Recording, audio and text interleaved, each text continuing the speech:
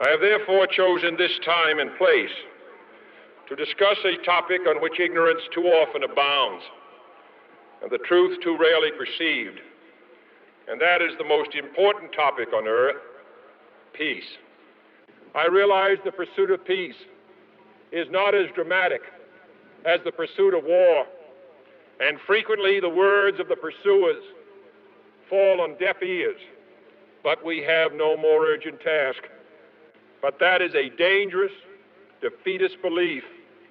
It leads to the conclusion that war is inevitable, that mankind is doomed, that we are gripped by forces we cannot control.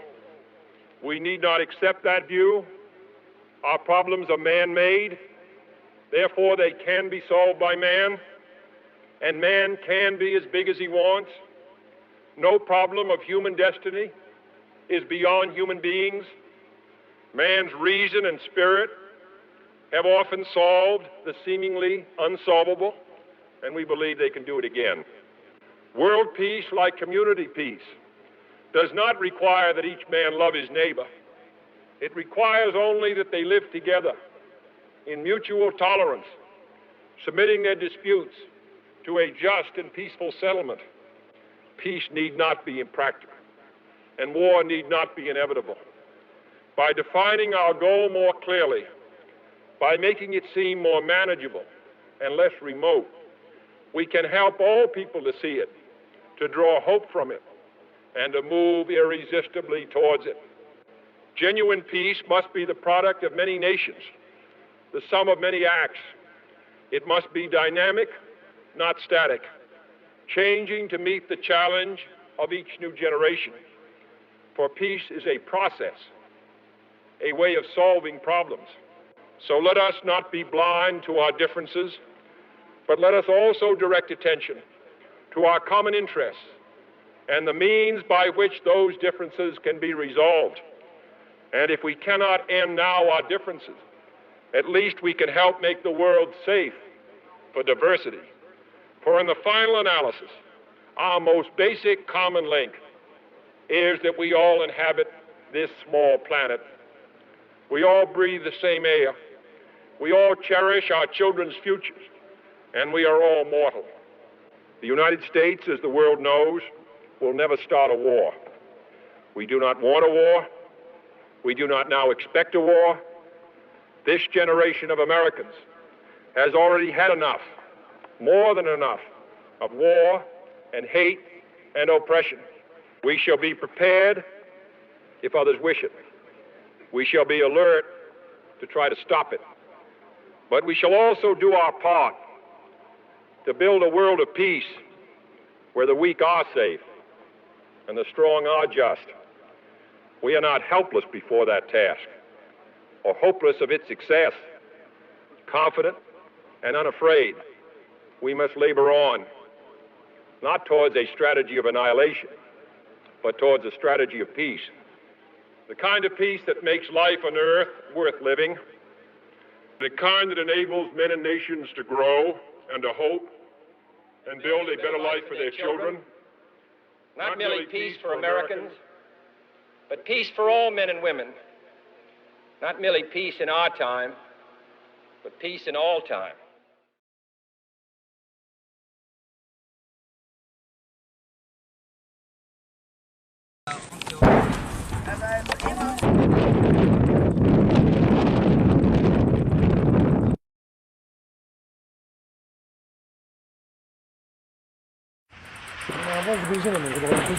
Ay, honey.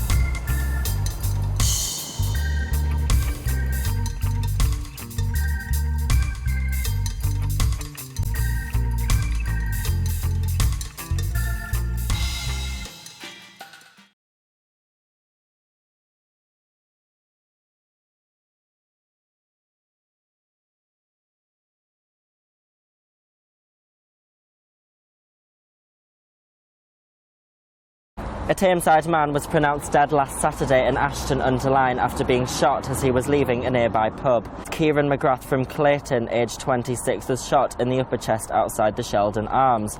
He, however, remained alive for a few more minutes and managed to get into his white Audi A3 and drive here, where he collapsed on the street behind me. Doctors thought the killing was a result of a targeted attack. However, Kieran's mother, Marie, confirms he was not part of any sort of gang. She later said, "No words can explain the devastation I am feeling inside. I feel so helpless and empty. You were and always will be the most amazing son I could have asked for. Fantastic brother, uncle, nephew and friend." A post-mortem has since been performed and confirms he was shot multiple times, but a single wound to the upper chest caused his death. The atmosphere here in Ashton is understandably one of sadness, and the small town has been clouded with uncertainty. Floral tributes have been placed where he collapsed, and many family and friends have been visiting the scene during the day.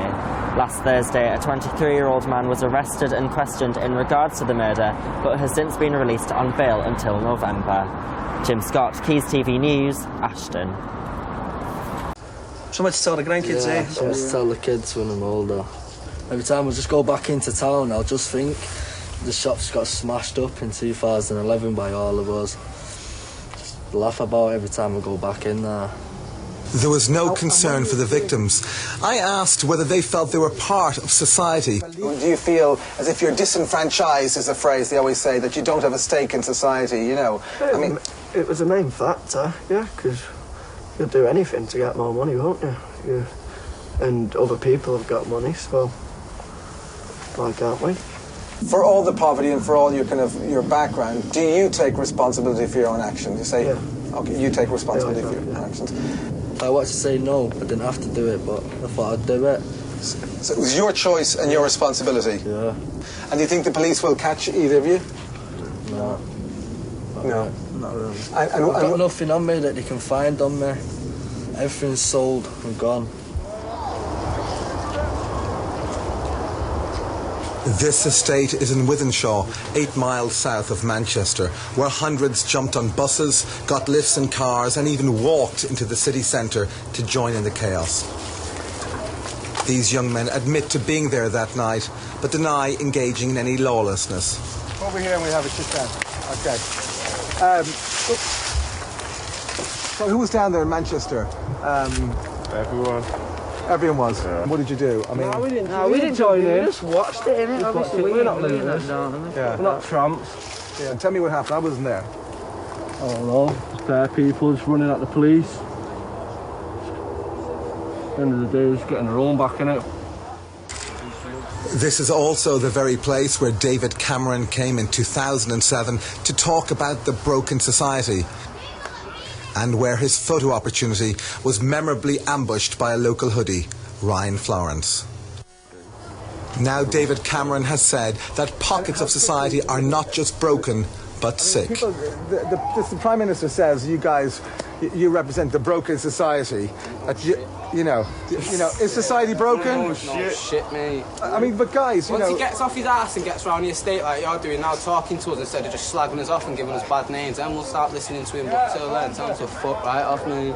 But he was down here before. He was down here in 2007. Yeah, no, I'm Florence. But he says you don't have any values, you don't know the difference of right and wrong, and he says you do this because you come from dysfunctional families and dad isn't around, basically. So what? And what does your dad think about, you being involved in kind of some of the activities, some of the things which hit the screens? The looting, basically. Life, innit? Got a new TV, it'd be sweet, mate. Money life. When they say parents aren't controlling their kids, right? So, okay, listen. My mum and dad were strict people, and they still couldn't stop me doing what I was doing. Serious, and they tried their hardest. It's not about the parents, it's about our kids what to do it, you know what I mean? Say if your son wanted to go and burgle an house now, what could you do to stop him? Nothing, man. Yeah. And so if I said to you, you're filming me, that's all good, So if you tell me, how could, if you weren't listening to your parents, is that the sense that you have no respect for your parents? No, it's not that I've got no respect, it's a different day and age these days, isn't it? They were all grown up in the old school, as they say, it's a different day and age now, isn't it? So you think that, that you good guys are growing up quicker? Are you kind of... Yeah, you don't grow up around here, mate. You've got to grow up fast. So too many men are on drugs or getting money to get drugs, mate. So is that too many adults on drugs or kids? Yeah, everyone, mate. Well, if you're going to distill parts of what they said, it comes back to the old sense of deprivation, drugs, criminality. But it's interesting that one of the guys said that the parents were strict, that they tried to keep it in check, and it didn't work because kids are becoming adults an awful lot quicker. For many I spoke to, the riots were about power, about an opportunity to challenge the rule of law, and about excitement. There was no remorse. Many of these young men weighed up their options and the consequences and decided they had nothing to lose. Donald McIntyre, well, joining me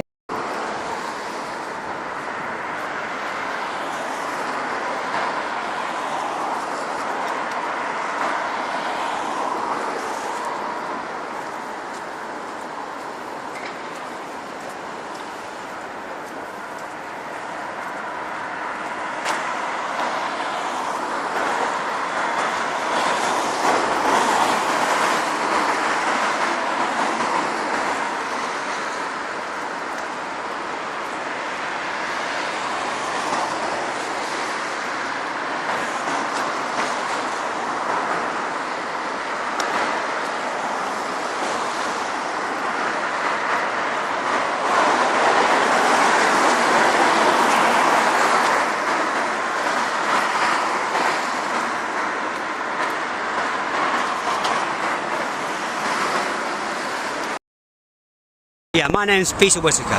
What is your earliest memory of Salford? It'd be playing football when I was a kid. where I lived then, there's a big playing fields the other side of the road from us, and we used to play all the time. And where do you live in Salford? Earlhams of the Height. Do you like Salford? Yeah, I've lived here all my life. I mean, there's things wrong with it, things that change, things that I'm unhappy with, but no, all in all, you know, the good outweighs the bad. For all the bad things, there's 10 good things.